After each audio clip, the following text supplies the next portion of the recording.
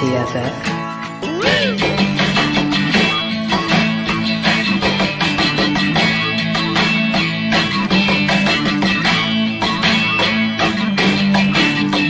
Once again, here is Drinking and Talking Fantasy Football with your hosts, Dustin Lunt and Jake Trowbridge.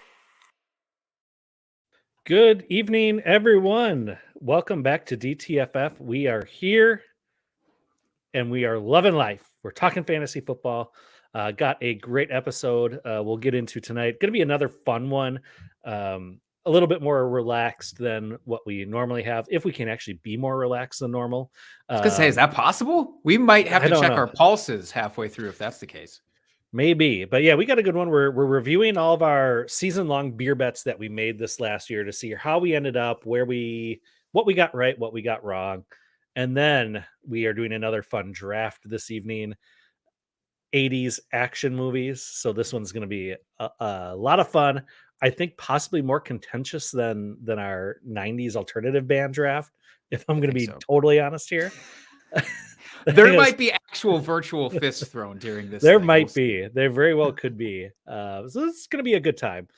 But before we get into it, we're going to do a little bit of free agency kind of talk with some contracts. The franchise tag had to be applied today by 4 p.m. Eastern, I believe, was the cut. So some big names getting franchise tags. So we'll get into that here shortly. But first things first, Jake, what are we drinking this evening? Or what are you drinking? This is actually... I don't know if we're drinking the same, but you did put this on my patio actually the previous week. Yeah, we're drinking the same. Totally kind of evil. Totally kind of evil out of the Brewing Project. This is interesting, Dustin. I've never seen one quite like this. You have to tell me where you got this, but it's a Doppelbock lager.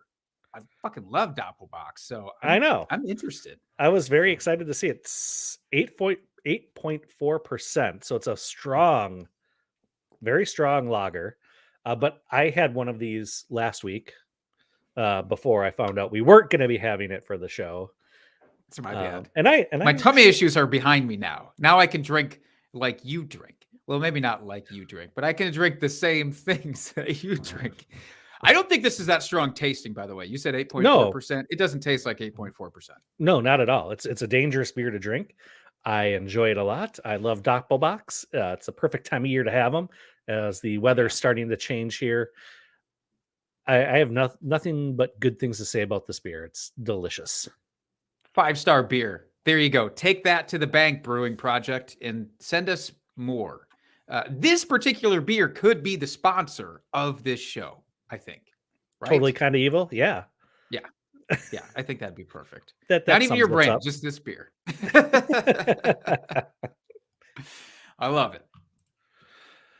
Yeah, I love it too. So good choice, Dustin. Way to go. You did it. You did well. I applaud you for this one for sure. Now, before we get into the contracts and the franchise tags and the actual stuff that happened, the one thing we have to talk about, because we are a Homer podcast for sure, is the fact that Aaron Rodgers talked to the New York Jets today. And it seems like the conversations have gotten quite serious, quite intense, which I, for one, am excited about. Dustin, how do you feel about this? Same. I hope he does get traded. I hope the Jets take him. Let's be honest. It'd be a good football move for the Jets because they have a pretty complete team right now. Very strong defense, good weapons on offense. Rodgers can go back to his old OC, which he'll love. Nathaniel Hackett action there. What's not to like? We will get draft picks and or players back. Maybe like an Elijah Moore, possibly via trade, since he seemed a little disgruntled in the middle of the year last year. I don't know if that's all been put behind them or not. Haven't heard anything, but it'd be great to have a young, talented wide receiver like that coming back to Green Bay to help Jordan Love if this trade actually does happen. So I'm excited for it. I hope it does happen. I'm sick of Rodgers shenanigans. And I just want to move on from it.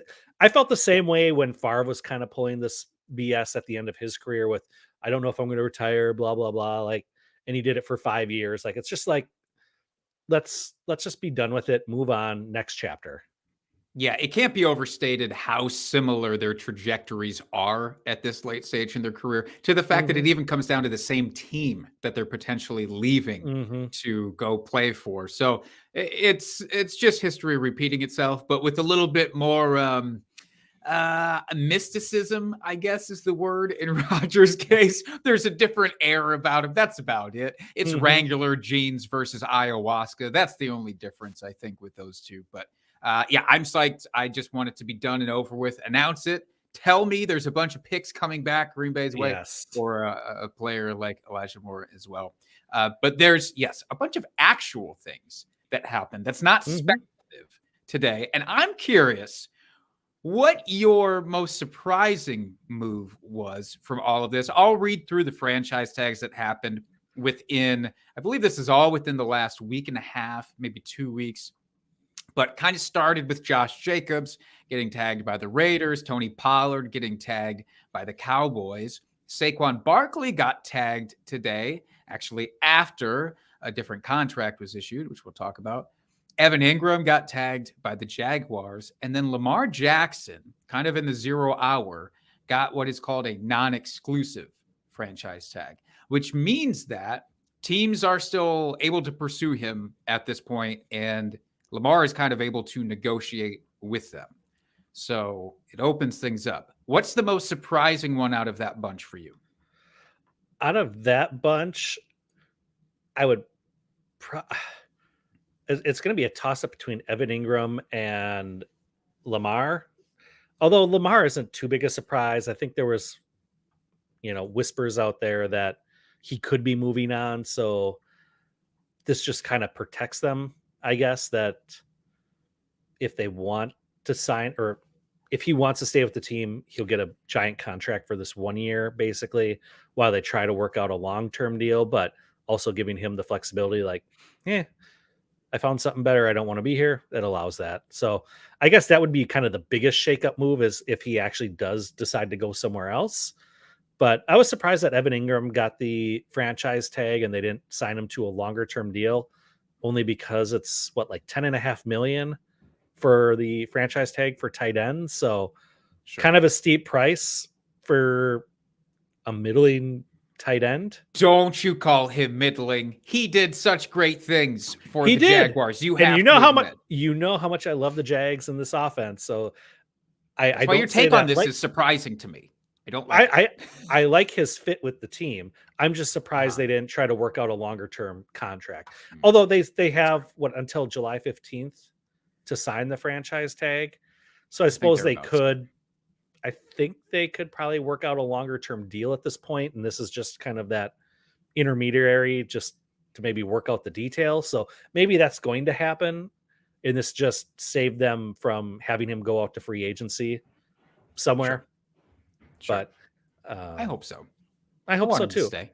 Yeah, seems like a good fit. Trevor's sake. Yeah, exactly. With Lamar, it's interesting to note, I guess word's kind of been coming slowly out today, that no teams suddenly want to touch Lamar Jackson, and the teams that were interested are suddenly no longer interested. Oh, that's and baloney. There's been some talks about potential ownership collusion, and because everybody's afraid of the guaranteed contract that he wants. And I don't know. I'm just thinking that in the coming days, we'll see more interest actually bear fruit. And I really don't think that he plays for the Ravens this year. I think that he moves on to one of these other many QB needy teams. Yeah, and especially with some of these some of the dominoes that fell here with these contracts that were signed by quarterbacks in the recent days, that kind of add some clarity to teams that needed quarterbacks that have them now shored up, and then it opens up those other teams here before the NFL draft, especially the teams that aren't in position maybe to draft, Stroud or the other quarterback that I can't think of right now. Anthony Richardson, potentially. No.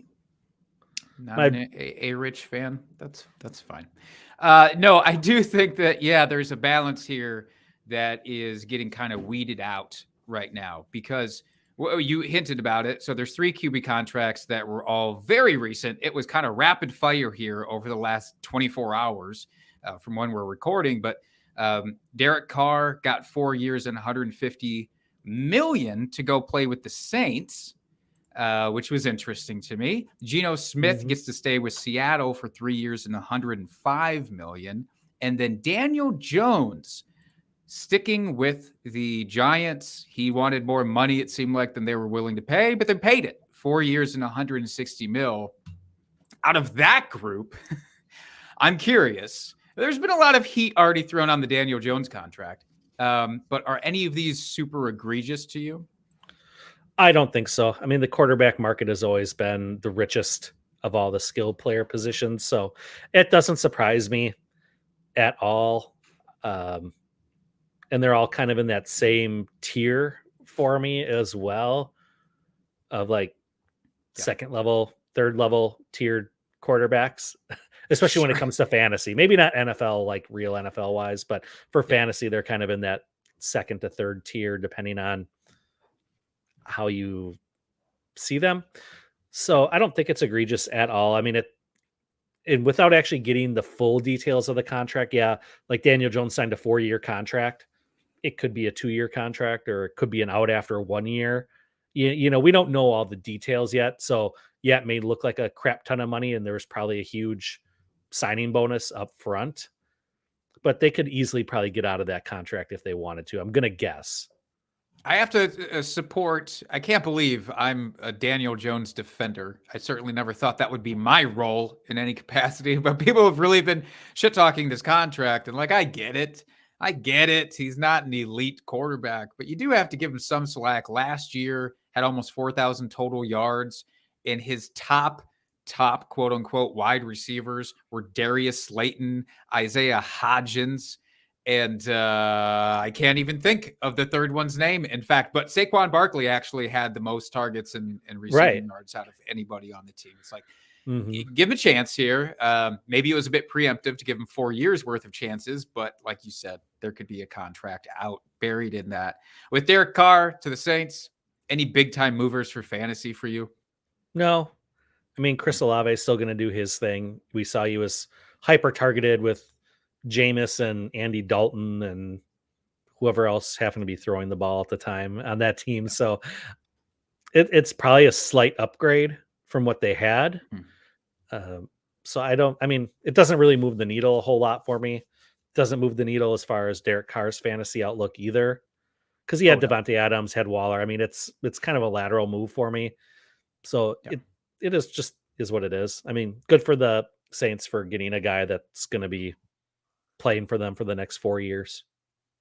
Yeah.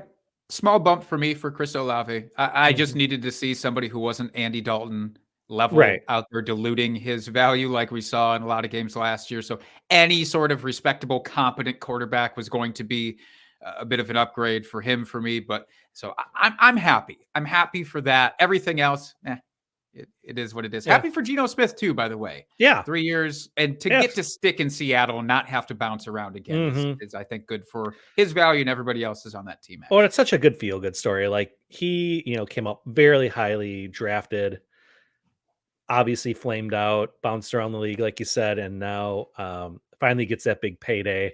So that's a good for him. I am happy for him. Heck yeah. Anything else you want to talk about with these news bits, or we want to move on? No, I think we can move on here. We've got real free agency coming up here in a couple weeks. That's going to be starting. So that's going to be a lot of fun. Very much looking forward to that. And, the non-moves that Packers will make, because we don't do anything in free agency typically, but you never know. But no, free agency is going to be great. I can't wait. But what I can't wait any longer for is our drunk trade of the week. Drunk, hammered drunk. Drunk trade of the week. This one is special, Dustin. This week's drunk trade is special because it's coming directly from our city. It is coming from Madison, Wisconsin. So we're excited because there's a lot of staples featured in this trade. It comes from at Wiley Nash 2 on Twitter, aka Skungily Scrum Half. I don't know if I'm saying that right, and I don't know what it means. Let's move on.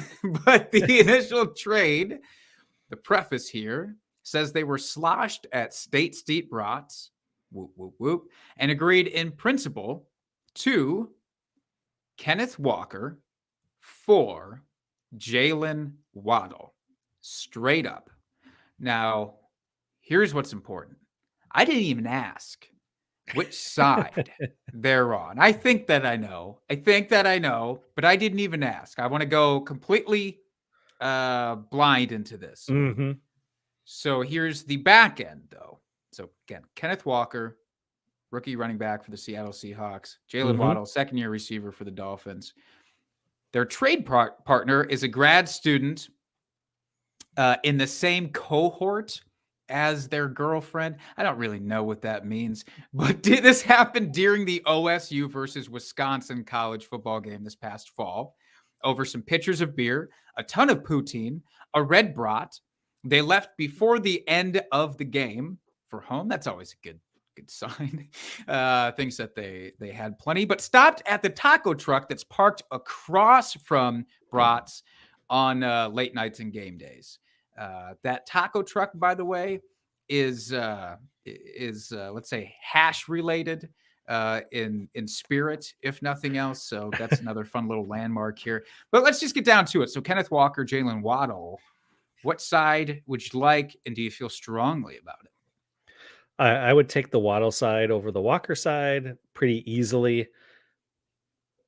Waddle has done nothing but amazing things, and it's nothing against Kenneth Walker. I would just rather take the young wide receivers on my team rather than running backs. Just longer shelf life. They don't decrease in value immediately like running backs essentially do.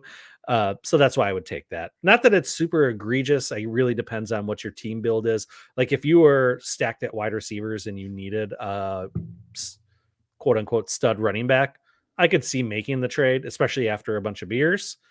Mm-hmm. We've seen worse on the show. Let's be honest. This is not the most egregious drunk trade we've ever had.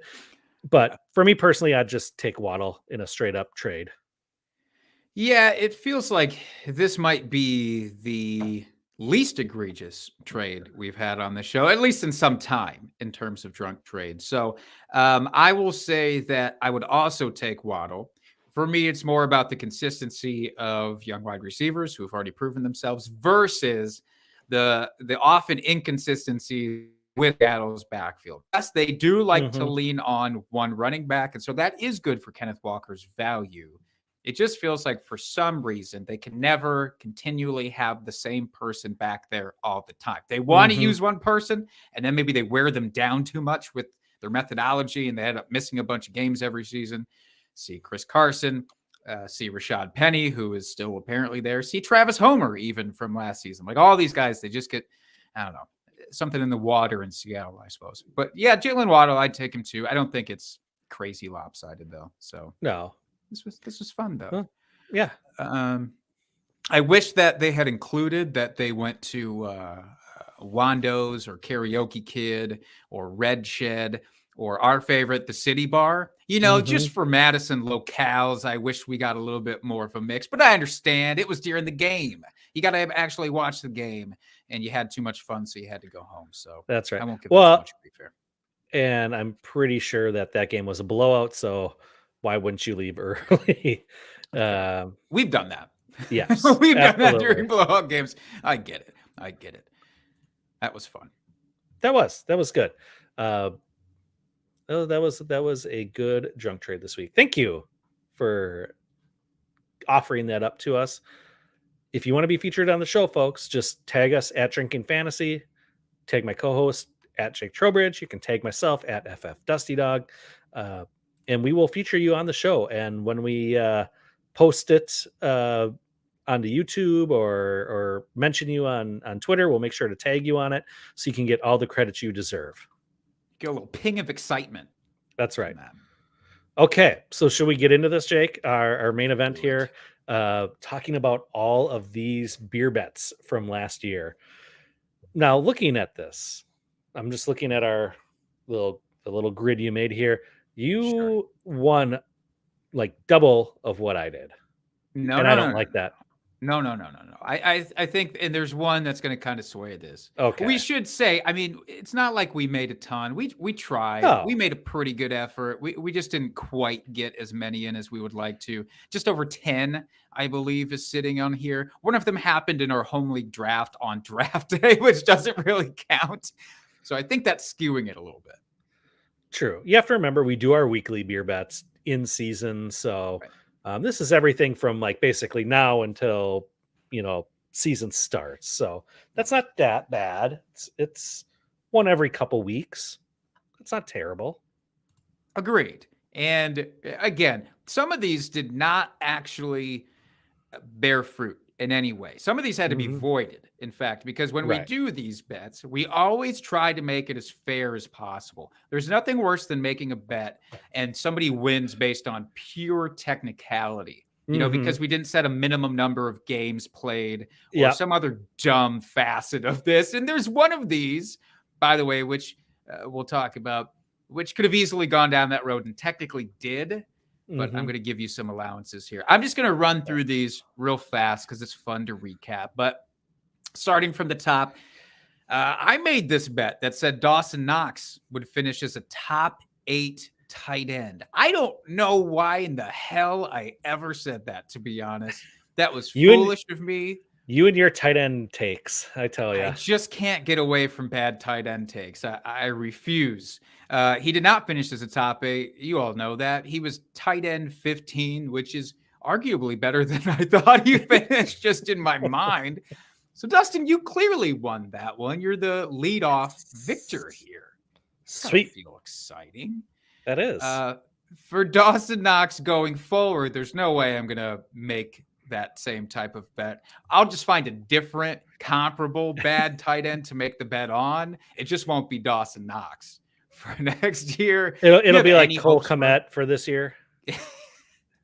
Yeah, honestly, yeah, I could easily see myself doing that. There's a world where that happens. Do you think Dawson Knox has any juice for redraft, let's say, coming up? Do you have any vague interest in him? No.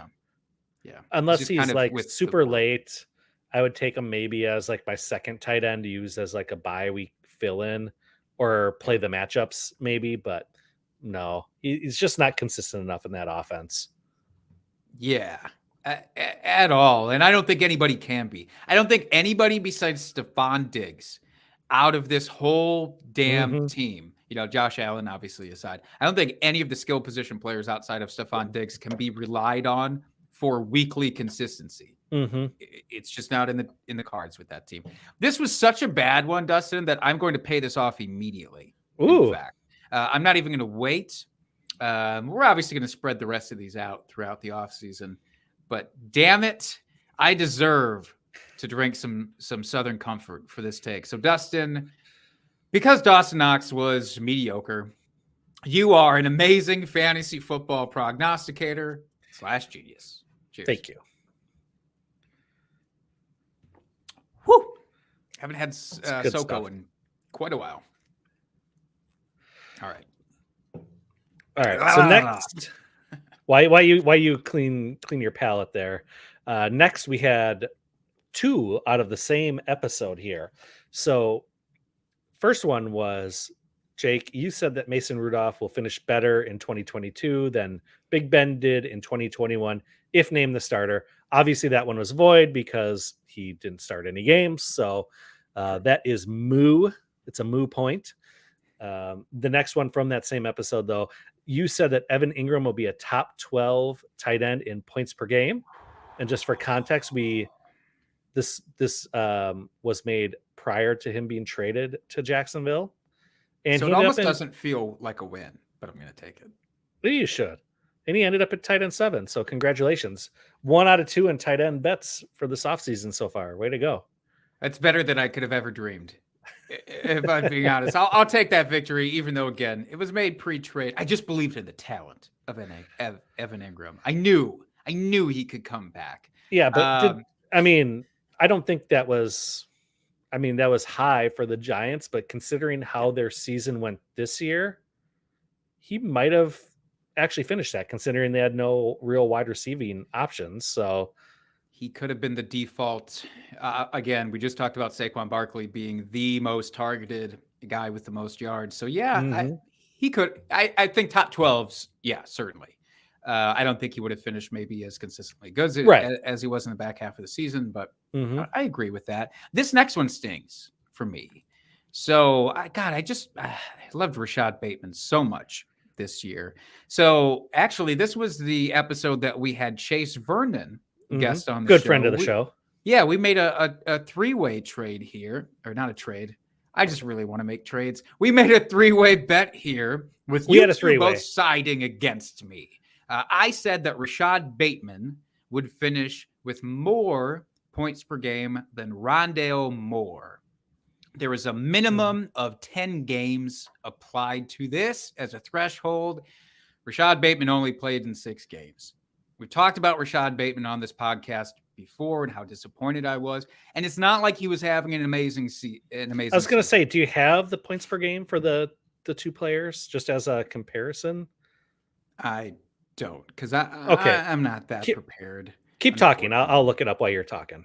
All right. But I did believe that Rashad Bateman would perform better than he did in the few games that he had. He had one really big boom game, which is basically because of a 75-yard touchdown.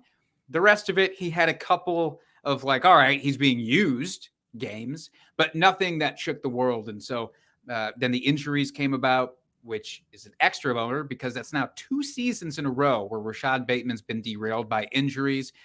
Doesn't give people confidence going forward. I'll still be back in on him going forward, depending on what happens with Lamar Jackson, of course. But it's interesting. All right. So here's what we ended up with. Rondale Moore played in only 8 games. He had 11 points per game. Rashad Bateman played in 6 games, had 8.9 points per game. So, wow. I'm actually shocked Rondale Moore had that high in points per game, to be honest. I kind of felt like he was another written off season, but again, injuries. And he came out of the gate real strong and then kind of tapered off as the season went on. So that might have been buffered by higher coming back, after 6 games. That probably had some impact there. But that's interesting. I might throw in a half shot for that one. Since I'm going to be throwing in a half shot for this next one. You want to talk about this? No. Don't give me a half shot for that one. All right. But I will. Because neither player hit the threshold. Yeah, but again, this is a weird technicality area, I guess. But we'll decide after this next one. You want to talk about this one here? Yeah. So this one's another one that had a minimum of 10 games. I said that Evan Ingram would perform better than Albert O. And Albert O played 8 games only. So, and we just technically I would have won because you would have crushed me. You would have absolutely crushed me in this, which, talking about bad tight end takes, what kind of guy, 10 episodes apart, first I said Evan Ingram would be top 12 in points per game. I followed that up 10 episodes later, and I bet against him. And I say Albert Okwuegbunam is going to surpass him. I must have just been extremely high with Russell Wilson coming into the fold for Denver and what Albert O was going to do. Albert O, I don't even think that was due to injury, him not playing those games. I think they're just like, we've seen enough. We're going to sit you down. Greg Dulcich, you come on in. We need to, I don't know what the fuck I was thinking. So I'm going to pay this one off. Okay. I made a little note here in the mention where it was a void, but a halvesy. I'm making that a fullsy. You don't want me to pay you a half one for the previous one? Fine. I'm going to pay a full one for this one. How about All right, I'll take that. All right. Because I feel good about myself with the next one, so I can afford to kind of give this away. You should. Because I feel dirty about this one. This one's gross. Yeah, this is my favorite, just because it was a long-running conversation between the two of us, and one of us picks the guy. I was very high on this player too going into last season. I thought he was going to have a nice rebound season, and had nothing of the sort here. So I said that Zeke Elliott was going to be top 10 in points per game. And Jake, what did he end up as? He was the RB 22 in points per game. Now, to your credit, there were times where he finished very highly. In fact, I think he had 4 top 12 finishes throughout the year, if I'm not mistaken, or something very close to that. Mhm. It's just you couldn't bank on him week to week, and No. he tanked so many weeks. And he just didn't look like himself. Like, he didn't look like the Zeke we're accustomed to seeing. Like, he just looks like he lost a step. Like, he just did. Do you feel like he is just kind of done for being a top tier fantasy asset or anything approaching it? Yes.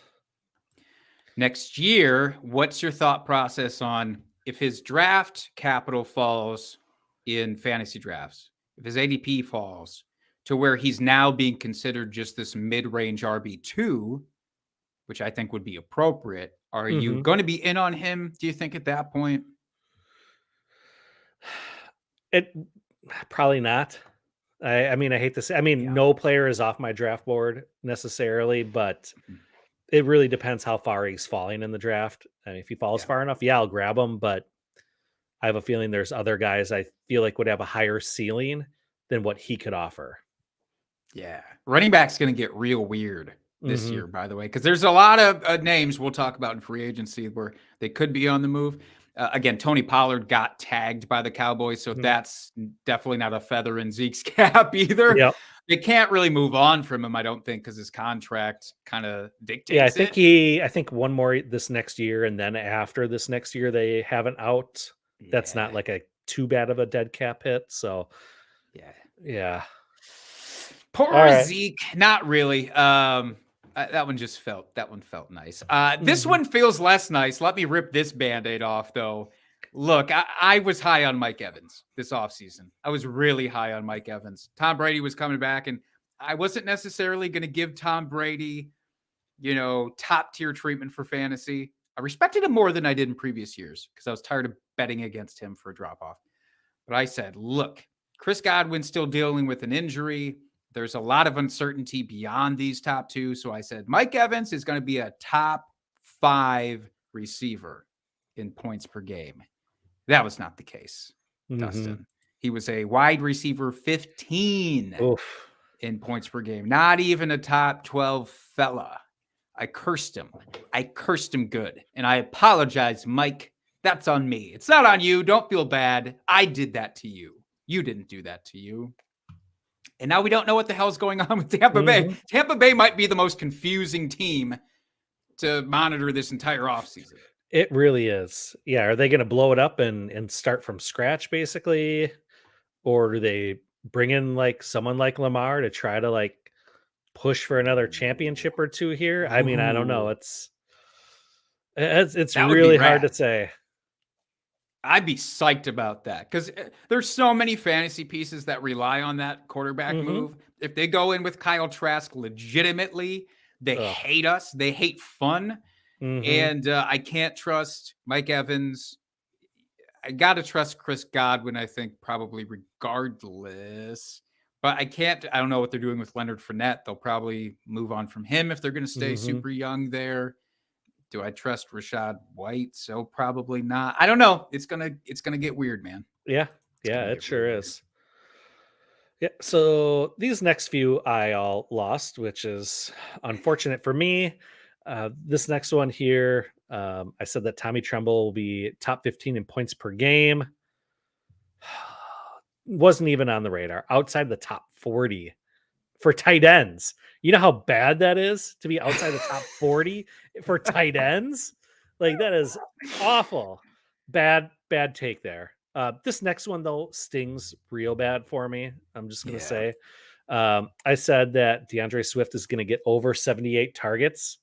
He had 70 in 14 games. He missed a few games. He would have had it. I am so upset. I went back and had to listen to this episode because we didn't put any caveat in here for minimum games, which I thought was suspicious. We did that for most everybody else. I went back and listened to it. Part of the deal was we know DeAndre Swift gets injured. Right. Factoring that in, you're like, yeah, fuck yeah. Like, I'll take the couple of games that he's out because he's going to get so many targets. Your thought process was correct. I have to acknowledge that. 70 targets in those 14 games. That is way more than I was expecting. I thought he was going to get cut back to like 40 to 50. We just set the line too high. Set the line too high.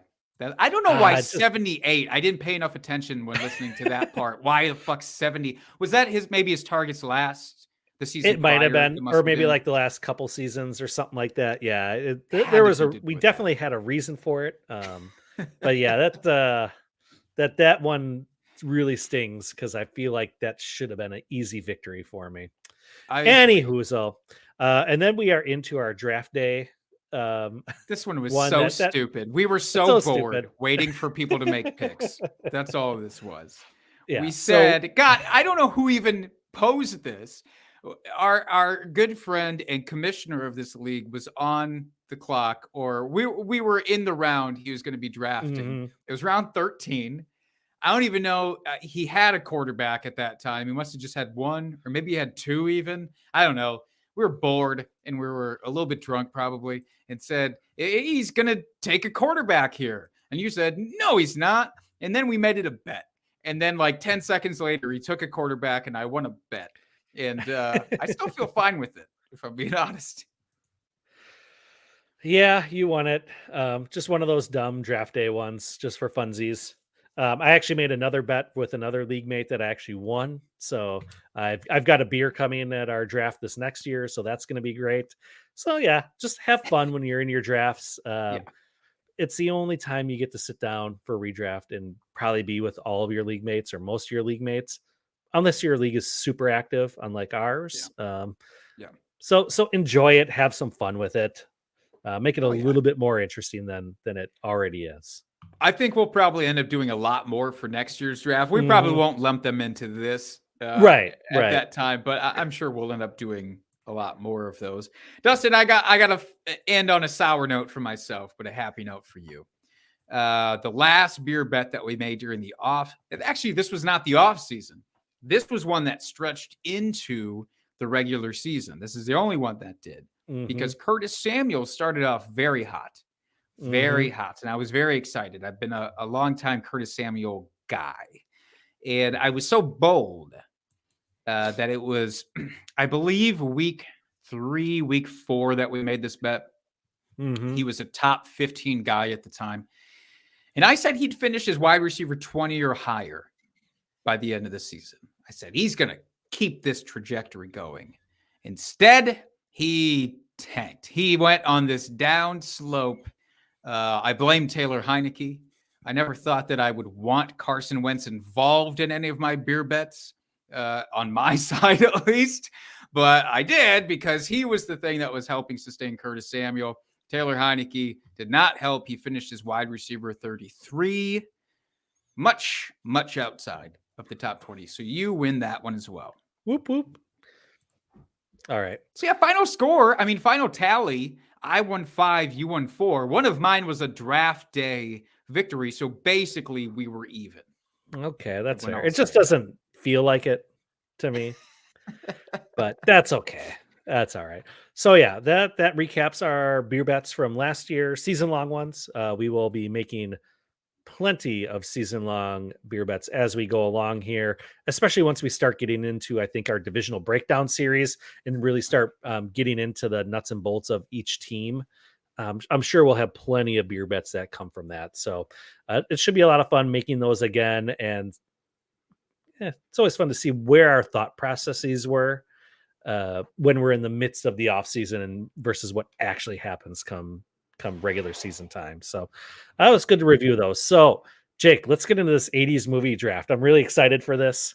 I cannot wait to see how different this ends up being from our previous draft. And again, how contentious this is. So let's spin the wheel.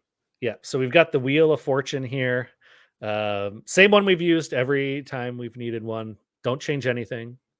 Here we go.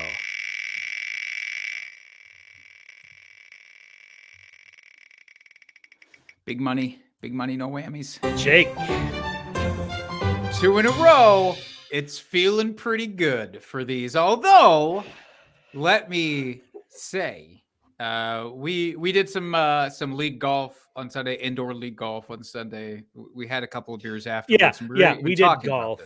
we swung clubs and tried to golf. I wanted to What make we us did sound better. cannot be considered golfing. It's so bad that they allow you a couple of redos throughout the season if you really want them. I think we're like halfway through, and we're like, we're just going to use. We're that doing this one again. on this Yep. one. But in any case, after the fact, we had a couple of beers and we were talking about this, and we'd said like, I don't even know if the 101 is as helpful in Mhm. this case or not. We'll have to see if it ends up being that way. But in any so- case, Jake, before we start this draft here, Yeah. I'm going to ask: are you going to pander to the audience again, to the listeners? boo, Or boo are that you actually take. gonna actually draft your favorite action movies? I drafted my favorite alternative bands as the board dictated. You happened to go steal Eve 6 and Third Eye Blind immediately. I had no recourse. I've maintained Radiohead's The Bends is one of the all-time classic albums of all time. I love me some Pearl Jam. You're coming in here and saying I'm pandering by going with Chris Cornell and Soundgarden. Sir, I think that you just underestimated my love for other certain bands. But with that said, yeah, I'm probably going to pander in this draft, obviously. At least you're honest about it. All right, but I do get to kick this thing off. When we were talking post golf, there was kind of the interesting conversation about what was first. Mhm. And it's gonna, no matter how this goes, I'm going to feel hurt after you choose your next two, because the snake draft, I get the first, you get the next two. I'm Yep. going to hate this because I only get one of these two, but I must, sir, I simply must choose Die Hard. There is no other movie to go in this 80s action movie draft than Die Hard as the 101. I don't care if you consider it a Christmas movie. I'm beyond that. I'm more evolved than that. I consider it a Christmas movie. I don't care if you It do. is. No, it is. But it's like the whole chicken, like boneless chicken wings versus boneless. Are they wings? Are they nuggets? I don't fucking care. It tastes good. Die Hard is amazing. That's the only thing you need to think about with that movie. So there. It's done. All right. I was really hoping that I would get Die Hard. I'm not gonna lie, because that is my 101 of Well. action 80s movies. It's not even close. To be honest, it's not even close. Yeah. So now you get, but what's nice is, again, you get two back-to-back picks. I'm just assuming at this point you're going to steal one of mine. Hopefully not both of mine, though, like you did last time. Actually, technically, really, you just stole Eve 6. Third Eye Blind was an early grab in that draft, if I'm being honest. But what are you going to do for your 102 pick? I'm just gonna say I love this movie, and I know which one you would like me. You don't want me to pick, and I'm not gonna pick it this time. You're going to wait until the next one? I'm taking Roadhouse. You fuck. I fucking Roadhouse love was this movie. the third film on my list. I came in prepared for this one. I made a list. So did this I. time. All right. So did I. And I know now the question is, do I let this movie come back to you? Because let's be honest, if I don't choose this movie, you're going to. Yes, 100%. So do I steal it just to be spiteful? You could. Or you don't. Are you trying to pander now, Dustin, or are you going to draft No. your favorite movies, man? Oh, fine. You want me to do my favorite movies? Then, Yes. Well, play the board, obviously, but you know what, Jake? I'm gonna let you have your movie. Are you? Oh, Yes. You're a mensch. You're such a good man. And What are you taking? I am going to take Predator. Fuck! All right, I should have known it wouldn't have fallen enough for me to take it. Look, in my dream world, I would have gotten the movie that you passed over and allowed me to have coupled with Predator at the turn. That was my hope and dream here. There was no damn way that was going to happen. Predator is arguably, I'd say inarguably the second best Aaron. I almost said Aaron Rodgers movie. Jesus Christ. The Southern Comfort must be on top of me. The second best Arnold Schwarzenegger movie of all time. I would say behind Terminator 2, which is a 90s movie, which does not Oh, I thought you were going to qualify say for this Twins draft. or Kindergarten Cop. Kindergarten Cop's up there. Don't get me wrong. Kindergarten Cop is absolutely up there. Both 90s movies, so don't count. No, absolutely. I think there should be a penalty, by the way. If somebody mistakenly drafts a movie that came out in 90 or later, then you have to get passed over or something. There has to be some sort of harsh penalty involved. That's fine. Here, right? I've done my research, so I'm feeling good about mine. But go ahead. Take your movie next. Do you want me to put it on the board? No, I'll do it. By the way, I'm sorry if you hear my dog gnawing on his bone in the background. You said Predator and you got real excited. Well, his that's smart testosterone dog. started pumping. Yeah, he just Smart couldn't dog. handle himself. It's going to get louder after I say mine because the movie Dustin allowed me to have is Bloodsport, a Jean-Claude Van Damme Kumate. My goodness. Did you know Forrest Whitaker is in that movie in one of his first roles ever? He plays a cop who is sent to break up this underground fighting tournament. And by the way, has a chase with Jean-Claude Van Damme trying to catch him where they run across the city that is literally a Mentos commercial. Before there were Mentos commercials. He's like stopping to pose. Jean-Claude is as they're chasing him. You put the theme song to Mentos in the background. I'm telling you, it's fucking spot on. In any case, I'm going to move on to my second pick. Now, and this is where things start to get dicey. interesting. Yeah, this is where things are going to get interesting. It's going to really open up here. I think this is where our boards might start to diverge a little bit. Yes. And I have a tough choice. So there are 3 movies that I have to decide between. This is the spot where you get 2 coming up, and I have to try to get inside your head here. Which of these 3 could I maybe get away with coming back after the turn?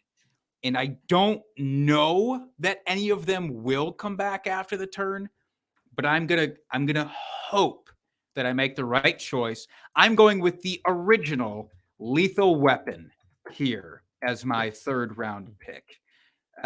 It's my favorite of all the Lethal Weapon films. I don't think that's shocking to anybody, right? It's the best one out there. They're all good. I think they're all good, to be fair. But the original Lethal Weapon, I mean, that's some intense, dramatic shit right there. Mm-hmm. Maybe not better than Lethal Weapon 6. Let me put it that way. Maybe not better than It's Always Sunny's Lethal Weapon 6, but otherwise, it's pretty good. All right, Dustin, do you think does that help you? Did my pick help you there make your decision? Well, yeah, because I had that one down a little bit on my list here. Okay. So I will go with the next one that's on my list here. Not even having the it's Top Gun. God damn it. All right. That's fair. I chose wrong. I mean, nothing. I mean, what else can you say? Great movie. Tom Cruise, Val Kilmer. You got the beach. You got the beach volleyball scene. I mean, it's what's not to love about Top Gun? Great movie, beginning to end. Tom Cruise singing to his gal in the bar. Yeah. I mean, come on. I mean, it's great except for Goose dying and all. Spoiler alert for people. Spoiler alert. Jeez. Screw that. You've had 40 years. It's fine. Yeah, that shit expires like 5 years after a movie's released. You've given them due diligence. All right, what are you going to pair Top Gun with? This is where I'm nervous. If I'm nervous now because there's one I really, really want. All right. I'm going to go. Well, I'm just going to take the next one on my list here. I'm feeling confident, and that is Red Dawn. Red Dawn Wolverines. Red Dawn is the most. No, it's the movie with the least preface of any movie. There is no prologue to Red Dawn. No, it is. No, you're in it. A single news announcement of an invasion on the town, and then the next 99% of the movie is just the action of these kids trying to deal with the invasion. There's no bullshit in Red Dawn. Mm-hmm. So in terms of efficiency, that's a pretty good selection. Yeah. I got to give you that. Thank you. Now it wasn't on my list for next, so I do appreciate that because there's a back-to-back that I'm pretty excited to get here. Starting with the original Karate Kid. You know me, I'm always going to err on the side of karate action movies. That's Mhm. just my jam. It's just who I am. It's what I grew up on. Hey, I love Karate Kid. Love it. I had it. I'll be honest. I had it way down on my list. Not because I dislike the movie. I just, but no, great choice. I love the Karate Kid. Thank Good you. movie. I appreciate Pat it. Morita, It kind of fell. Mr. It Miyagi? fell off the rails, franchise-wise after this first one. There's not a sequel that I'm really that interested in. Although I did prefer the Hilary Swank kind of re-envisioning of it Right. after. I actually don't mind the second one all that much. I actually that one's not too bad. Yeah. The third one isn't great. That I didn't care for that one at all. Yeah, But it's Cobra not. Kai, the new series, the reboot of the series, is terrific. Oh, absolutely. Oh, absolutely, it is. Now I get to pair this, and I'm going to diverge. I don't think that this one was probably on your list. Maybe it was. I have But a pretty I'm going to extensive go. list. But I'm just talking like hierarchy here of like what would you do? And I'm going with the original Terminator. We talked about T2 being like the best Arnold Schwarzenegger movie in my opinion. Terminator itself is still a fantastic movie. It just gets outshined. That's all. They improved everything in the second one, but the original, great mix of sci-fi and action. I'm a big fan. Yep. Good choice. I actually had that in my short list here of movies to take on this next turn. So I Right. guess I will thank you for taking that one for me, so I don't have to think Thinning about the it. herd. Yeah. So this next movie on my first pick of the turn here, I am taking First Blood Part 2. Is Rambo in this title? Is Rambo It is. anywhere in the title, or is it just First Blood Part 2? I think it is Rambo First Blood Part 2. Yeah. I'm gonna have to get the IMDb approval on this as you get your next one. I want to make sure that I'm putting this right here, obviously. But yeah, I'll be Everyone honest. should know when you say First Blood Part 2 that it's Rambo. Like, I mean, such an iconic movie. It's great. I thought about maybe taking the first one, just First Blood. But I think that's technically 70s. I think it was 81. Okay. Do you want to test me on that, or I checked. No, actually, I just checked. It's 82. You're 82. Way, yeah. You're well done. Yeah. I'll be honest. The Rambo movies didn't really do it for me. They weren't on my list here. I was going to leave them undrafted. Oh, yeah. Well, I should have waited. Not for me. But yeah, the First Blood Part 2 is the one that I saw first. I never saw the first one until I was way an adult. So I saw it and it was very impactful. I was like, whoa, the first one was mind blowing to me. But I still, there's something about that second one that I just enjoy a lot more. I think, as with all Sylvester Stallone franchises, the first one is like the most dramatic. It's the most gritty and down to earth, right? And then it kind of gets more and more and more removed and outrageous and like classic 80s style over the top shit. Over the top, not to be confused with his arm wrestling movie, by the way. Just over the top in terms of action. We'll see if that one gets drafted here. Maybe. I didn't bring my hat to turn backwards prior to drafting it, so we'll see. What do you want to pair that with, by the way? Well, I'm gonna. And this one's a tough one for me. I'm not gonna lie. Not because I feel like you're gonna steal any of my movies I want. I'm just not sure which one I want to take here. That's fair. And I'm just gonna go because I had it high. I had it on my list higher, so I'm just gonna go with my gut. I'm gonna say Indiana Jones and the Raiders of the Lost Ark. Yeah, I kind of feel dumb for going over that one. Felt like there was a move where with Terminator I could have maybe skipped that. And now in retrospect, I realize I absolutely could have. But I should have in forespect, not even retrospect, in pre-spect. I should have known that Indiana Jones wasn't going to make it that far down. Any of them Mhm. were not going to make it that far down the list. So, in fact, I think we just talked about this franchise very recently as well. So, Raiders of the Lost Ark, that's a fantastic steal, I think, in round 6. And now it gets real weird. I don't have a hierarchy to the rest of these. I really don't. I'm going to have to go on feel for the absolute rest of these. So I'm going to feel that I want a back-to-back Schwarzenegger effect. So I go with Commando, which is still a fantastic 80s action movie, hubris kind of just like one man defeating the world. I forget the bad guy's name, but that doesn't matter. What matters is that he gets impaled by this iron rod it's just harpooned by Arnold's hand. It's not even shot out of anything. He just launches it like an Olympic event straight through his chest. That's the way to end any 80s movie. And now here's where it gets interesting. I'm going to need a judge's ruling on whether you consider this an action movie or if this technically falls more under another category. I think that it's a dual category film.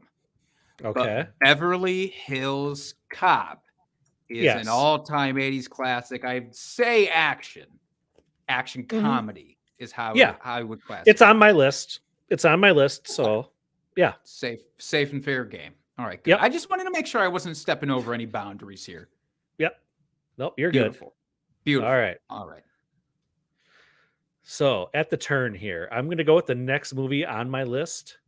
I'm really liking how the draft is falling for me right now. Ooh, okay. Next one is Big Trouble in Little China. Great selection. Yes. Honestly, one that I thought would have been a last round selection. I thought it would have been there in the last round. No, I love that movie. It is so ridiculous. I fucking love that movie. I just can't say anything else about it. It's anytime it comes on, it's one of those I have to watch when I come across it. And the whole time I'm like, this movie's so fucking ridiculous, but I just love it. I just love it. It's golden. It's Kurt Russell in prime Kurt Russell form, and just being he's such a weird guy. What a weird career he's had when you really look back at his shit, especially starting with that. I hope you double up on Kurt Russell, but I don't know if you will. All right, what's next here? So I'm going to go off my script here of my list of movies. I'm going to skip one. I'm going to skip one. I thought this was an outside the list thing entirely. No, that you just had no. Sudden. Okay. No. I'm going to go with Aliens. Ooh. We're considering Aliens an action movie, huh? Not just a straight up sci-fi movie. You don't think there's action? I guess if I went Terminator, you should be able to go Aliens. All right. Yeah. Okay. I think that's fair. I realize now. Otherwise, I've got plenty of movies on my list here. I'm not running short of movies. So I think that's fair. No, that's fair. Terminator and Aliens, I think, occupy the same space. Okay. Sci-fi, action, blended beautifully, might I add. Now you went Aliens. You didn't go Alien. No, are you? Because that was in staunchly. No, I think that one wasn't that in the 70s? Ooh, you could be right. I don't know. I wasn't planning on picking it, so it didn't even. 1979. There you go. Okay. So that's why. Okay. All right. I dig it. In any regard, it's my turn here. I could go back to Kurt Russell here, quite frankly, and very easily, and I might. I actually might. But instead, I'm going to start with my favorite comic book franchise of all time, and the one that kicked it off happened in 1989. A little film called Batman. Damn it. With I a was little really hoping that one would come back for this last turn I had here. little guy called Michael Keaton. Maybe you've heard of him. He's fantastic. He couldn't He move is his fantastic. head in this movie because the bat Doesn't suit wasn't matter. sophisticated enough, and he didn't need to. I think that's what's important. Yep. Now, of the Sylvester Stallone franchises, the one that I am more interested in is not Rambo. The one I'm more interested in is Rocky. And of the 80s Rocky movies, the one that sticks out to me the most, it's arguably maybe the saddest, Rocky 3. Mhm. Rocky 3 will always have a strong place in my heart. I also think Rocky 4, as great as it was, and the he must die and I will break him kind of like that's great. I love Dolph Lundgren, but to me, Rocky 3 is definitely the best of the second half. Yep. Rocky was not on my list at all, any of them. So Ooh, there we go. We yeah. just inverted the Rambo and Rocky. That's all it Yep. is. There we go. All right. Okay, last turn here. My last two picks. This big. This big. This is big. Are you gonna put Big in there? Is Big an action movie? Do we consider No. Big an action movie? Tom Hanks? The way he harps on that keyboard? I don't know. There's so many good movies to choose from. I feel like I Yeah, have man. such a solid list. You just got to go with, Oh. if it's so well ranked, Dustin, you just have to go off of your ranked list then at this I point, because you know, don't I have to know. worry about me sniping you. This is very true. And there's a couple movies that I probably should take. I know I'm going to take one of them, but the other one, anyway. So I think my What a next mysterious one, man you are. Yeah. Well, part of me wants to take a Star Wars movie. I want to take Empire because it's my favorite Star Wars movie. Does that count as action? I guess. Fuck. I guess it does, right? I don't There's know. action. I don't know. There's so but many I'm not. blurry lines. But Okay. I'm not. So, Okay. I think I'm going to take for my next selection here, Full Metal Jacket. Ooh. Getting heavy to end this draft. Mhm. Your favorite it's- scene it's- out of Full Metal Jacket, by the way. And there's like 2 right answers to prove that you're a sociopath. If you say when he gets beaten with the pillowcase full of soap, you are a sociopath. That's all I'm saying. I honestly don't think there is a favorite scene in this movie because it's all weird. But great. So now this last one, I'm gonna pick this, and it's gonna hurt you right here in the heart bone, Jake. Is it? This pick? Yes, it is. No. Oh no. Oh yes. Oh yes. This one's gonna hurt you. I'm gonna take it only. I'm only taking this because I know it's gonna hurt you. That's so rude. But now I'm very curious about what's about to happen. I am taking Best of the Best. You motherfucker. If I could drop my microphone right now, I would.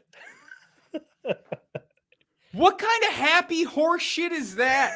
I literally, if I could get my list to show up really accurately on the camera, I would just hold it up. That's some bullshit. Is it because I told you early in the draft, like most of my stuff, there's going to be a lot of karate-centric stuff showing up here? No. I love that movie. I truly do love that movie. I actually had Kickboxer ranked higher than Best of the Best, but taken it. but in the end of the day, I'm like, no, I love Best of the Best. I watched that movie so many times. Sean Penn, or not Sean Penn, sorry, his brother. Yeah. The other Penn. Drop him like a toilet seat, Tommy. Come on, man. James Earl Jones. It's such a great movie. Great movie.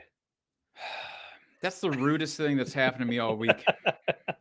I'm sorry. I'm not really that sorry. Look, you shouldn't be. You did what you had to do. This is a draft. There's no friends in drafts, apparently.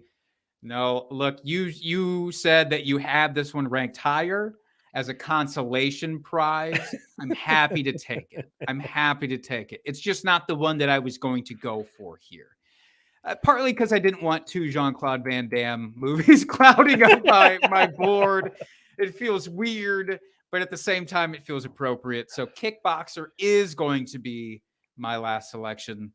Look, it's a very similar movie to Bloodsport in a lot of ways. But this one has Tong Po as the bad guy instead of Bolo Young. That's about it. That's about it. So, I mean, you've got two Jean-Claude. I've got two Swayzes. It's fine. Look, two Swayzes is always going to trump two Jean-Claudes. I think we're both comfortable enough to admit that. I think two Swayzes will always do that. We are lucky this was not a 90s action movie draft, because the person who had the 101 in that particular draft, it would have been a race to see how fast you could say the words Point Break. So I think that is better that this ended up being an 80s draft. Absolutely. No contest. Right. We did it. And any honorable mentions that didn't make the list that you just want to shout out here, Jake, before we sign off for the night? Yeah, I want to say that Highlander is just a quality 80s action movie. I love that. There can only be one. RoboCop was pretty close to finding its way into here for me too. Yep, same. Those were kind of the big ones. I debated on They Live, another Kurt Russell kind of feature, and that has Roddy Piper in it. And that, that might haunt me for its exclusion, but almost made it in there. Yeah, I had RoboCop as well. I had Blade Runner as another strong possibility. I had the Goonies, a lot of action. Princess Bride, I thought was going to be a strong one that I almost pulled out. Some of these feel like where they're bordering too much on a different genre, and so I abstained. But they're all quality movies. And that's ultimately why I didn't pick them, because they're kind of on that borderline. So, and I talked about Star Wars already, and the other Indiana Jones movie I thought about taking, Last Crusade, which is my favorite of all of them. But and you didn't? And you took Raiders instead? I did. Did you think I was going to snipe Raiders from you? Was that the idea? No. We've talked about our order of preference for that trilogy as well. No, I just it's the first one. It introduces you to Indy. I love the whole premise of it. Like Would you say that you were maybe pandering a little bit by choosing that one over your real favorite? No. That's a very I would not. Answer. One other movie that almost made it in here. Again, I love my karate-centric action movies. The Last Dragon is just if you love two things, if you love martial arts and if you love Motown, this is the movie for you. It is fantastic. Bruce Leroy gets the glow. It's wonderful. Watch that movie, even though it didn't make it on my list. So, Jake, I'm gonna say after our 90s alternative band draft, I had a really strong feeling that you were gonna smoke me when it came to the Twitter poll, and it turned out that way by far and away. I don't have that feeling this time around. I feel like I might edge you out. You got Roadhouse, you got Top Gun, you got Raiders, you got Best of the Best. These are all four movies that I would have been so thrilled to find their way. And if I could make some swaps here, those are at the top of the list for swaps. I mean, I think I obviously came out of the gate swinging with Die Hard. That's an easy one, though. I don't know how much people are going to dig my, martial arts friendly list here. Hopefully there's some Lethal Weapon fans out there, I guess, to kind of put that was pretty high on my list. I'm not going to lie. Yeah. Had you not taken it, I probably would have taken it on the next turn. Fair enough. We will see. We will see. We'll put out the poll. Dear God, get me off this podcast. We'll put out a poll onto Twitter for everybody to vote on. If you have movies that we completely missed, even in our honorable mentions, please do let us know. Absolutely. Yeah, I'd love to hear them. And yeah, that'll do it for this week, folks. Thanks for hanging in there with us. I hope you enjoyed the draft this week, and we'll probably have one or two more here as the off season goes on, because they're just a lot of fun to do. That's right. I mentioned all of our Twitter handles earlier, but I'll do it again. The show is at Drinking Fantasy, at Jake Trowbridge for my co-host. I'm at DefF Dusty Dog. Go give us a rate and review wherever you do your thing, any podcast platform, etc., etc. And we'll see you next week, folks. Cheers, FFers.